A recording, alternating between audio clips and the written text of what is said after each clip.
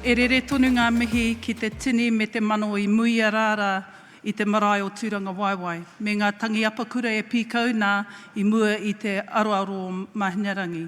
Kia kingitu heitia me tōna kāhui. Ko kingitu heitia ki te rangi, ko te ariki nui, ngā wai hono i te pō ki te whenua. Ara ake e te kuini ka tau te tūmanako, te whakapono me te aroha mō haura. Pai mārire. Ko taka mai ki tēnei, ka whakatau i te tongi kura a Kingi Tāwhiao, hei tuāpapa mō te wānanga e whai ake nei. Nō reira, ka hoki atu ahau, ki ngā mahi e whakatauira mai a te puia i tōna wā, mā te mahi tahi me te puku mahi, ka taia te tiro te whānuitanga o te kitenga. Nō reira, kei ngā mana, ngā reo, no ngā tōpito o te motu, tēnā koutou katoa e hēni, nau i whakamahana tēnei whare me ēnei o ngā kōrero. It's my pleasure to offer some opening thoughts for this year's Kiingitanga Day. This is a significant moment, especially as we reflect on the multitudes who gathered at Tūranga Waiwai to mourn the passing of Kingi Heitia. We also acknowledge the elevation of his youngest child, his only daughter, who will now carry the mantle of leadership as te ariki nui, kuini ngā waihono i te pō. We remain in a space of respect, allowing the whānau to grieve the loss of a husband, a father, a grandfather, a brother, an uncle, and a cousin. In allowing time to grieve and mourn this loss, we also reflect on what can be taken forward as core tenets of a movement that has provided hope, inspiration, and continuity for te iwi Māori to reach a destiny dreamed of by the old people. Our time on this earth is temporary, and as we envisage where we have been, where we are now, and what lies ahead, we can take deliberate steps to achieve our goals. Insofar as the Kiingitanga is concerned, Tāwhiao left tungikura or millennial prophetic sayings to help guide each generation. At this juncture, in this moment, let's reflect on the legacy of the Kiingitanga and what it means for us today. I think about the tungikura, e kore tēnei oranga e huri ki tua o aku mokopuna, where Tāwhiao envisaged that his mokopuna would not suffer the same hardship that he did in his time.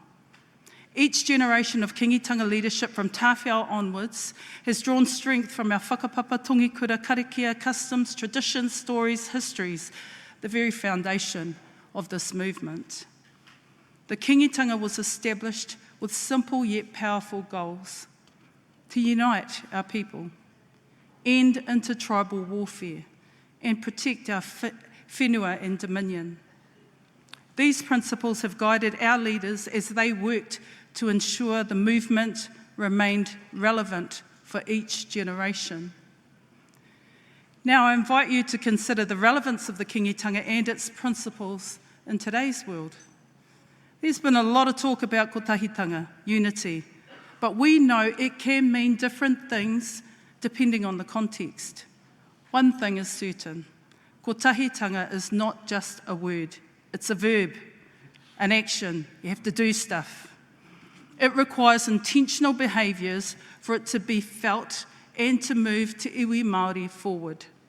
We have witnessed Kotahitanga in times of grief and loss, whether it's whānau supporting each other during tangihanga, or communities pulling together as we saw for natural disasters and civil emergencies. Even in happy occasions like birthdays and weddings, a level of Kotahitanga is experienced. Also mobilising to advance kaupapa like te reo, the return of whenua, the care for our taonga, the assertion of rights and responsibilities with respect to te tiriti o Waitangi, as this list continues to unfold. I would urge us to move beyond our current level of comfort and consider our Kotahitanga ambition for the years ahead. If Kotahitanga is about self-awareness and self-leadership, then when applied to a collective in our modern context, it's about exploring shared goals that motivate us to create dynamic partnerships and collaborations so that we can grow, prosper and thrive as a whānau, as a marae community, as a hapu, as iwi. So I want to pose a few questions for our panellists to consider to spark some thoughts for the discussion that will follow. What does economic mana motuhake look like? Well, you know, we have land trusts and incorporations that have long been the backbone of the Māori economy. Collectively, Māori continue to remain dominant in commercial fisheries. Māori have continued to explore high-value trade opportunities in markets where culture and commerce are a distinct advantage. And the growth of enterprise continues to forge hope for whānau and Māori businesses. Yet, the gap between rich and poor continues to expand and has a pervasive impact in a number of other areas, such as health, education, employment and housing.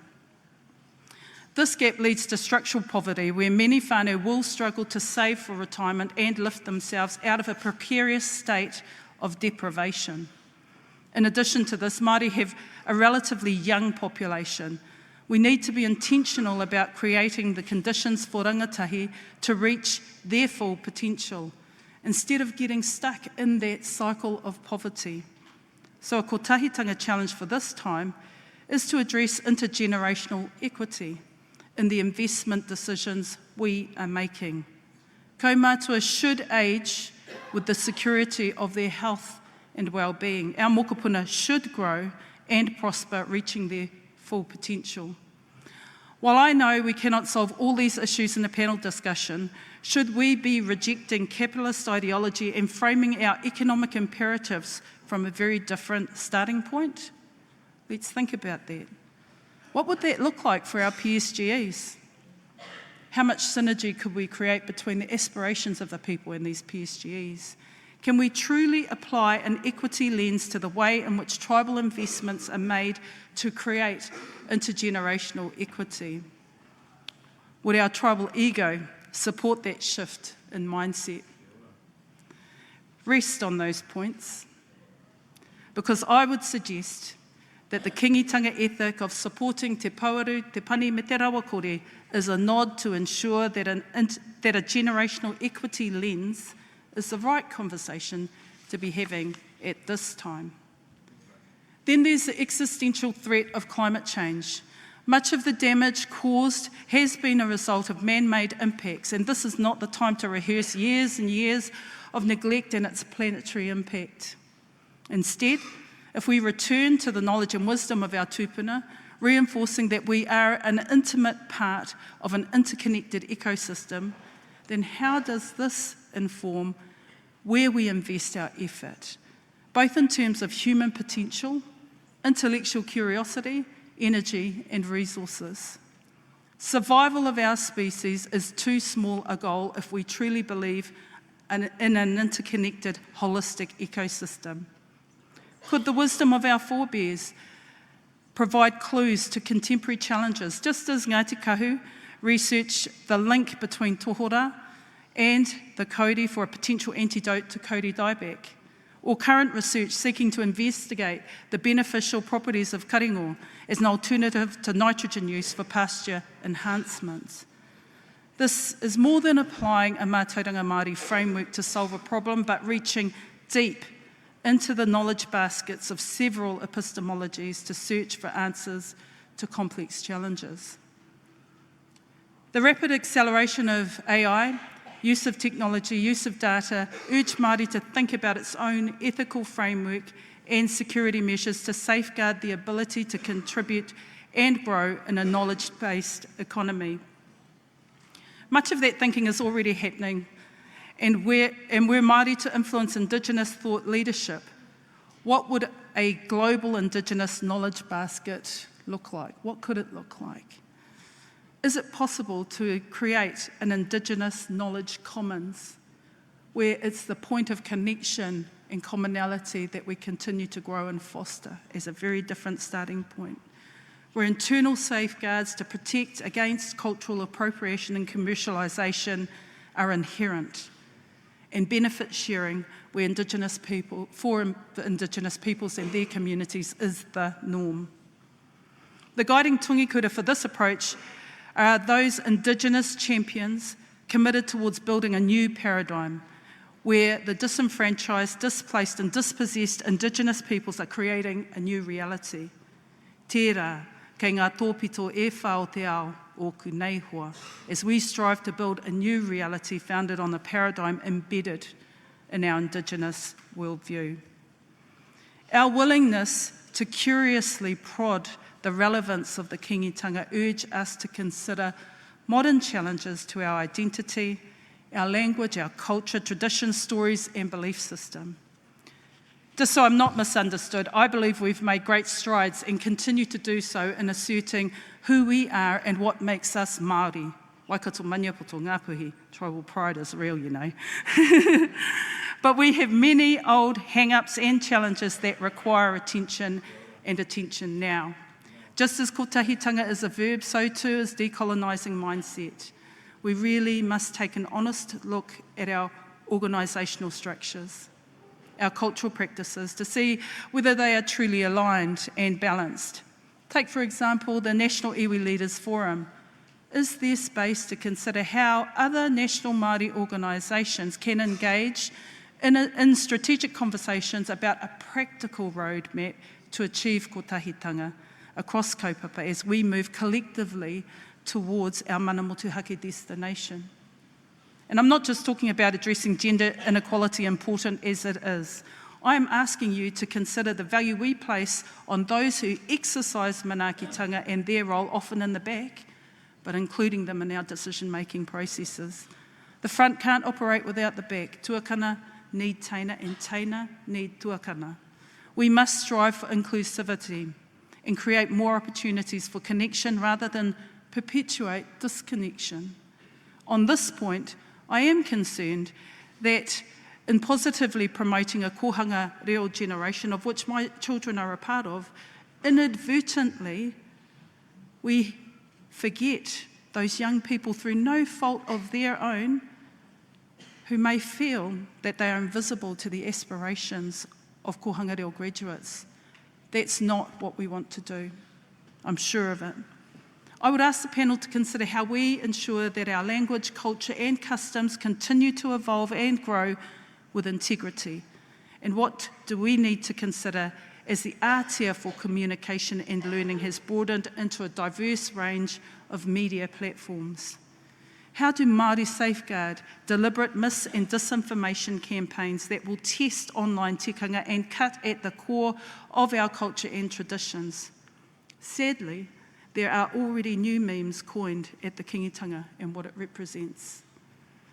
By emphasising te reo, have we lost sight of tikanga to regulate or temper how we action what is important to us? Tamaiti tū ki te marae tauana. And importantly, as we fashion our own whare, are we truly cognizant of its ability to be an inclusive point of reference now and long into the future? You will see that nowhere in my discussion of the relevance of Kiingitanga, achieving kotahitanga and living in a state of mana motuhake have I referenced what the government is or isn't doing. I've tried, albeit roughly, to start with the premise that if we take the government out of the equation, what might we consider doing for ourselves together? What might we consider doing for ourselves together? This in itself is a liberating thought because it's not always about money, but rather it's about intention and focusing on what's important and agreeing on where we need to be and go. How might that reorient our conversations to create success, drive collaboration and partnerships, work smarter and be more purposeful? Tawhiao believed that building his own whare was not simply a dream, but a necessity. Resilience in times of turmoil and trouble relies on being resourceful and intentional. In readiness for the panel discussion that will follow, I stress now is the right time to consider the relevance, role and purpose of the Kiingitanga for another generation against the backdrop of kotahitanga and mana motuhake. Importantly, we can all ask ourselves what's our generation's gift to our mokopuna as we reflect on building a future that is strength-based, willing to tackle the big issues like climate change, equity, alternative economic models, social inclusion, connection, and realising mana motuhake in action. My response to that last question is, be a good ancestor. Leave footprints to let them know where you went and why. If you took the road less travelled and forged new spaces, leave signposts along the way. If you travelled places and made a mistake that doesn't have to be repeated, leave a detour sign to guide the way. All our mokopuna hold our hopes, dreams and aspirations of a better future. E kore tēnei oranga e huri ki tua o aku mokopuna, hei aha te aha, hei aha te aha. Mo reira, tēnā koutou, tēnā koutou, tēnā koutou katoa.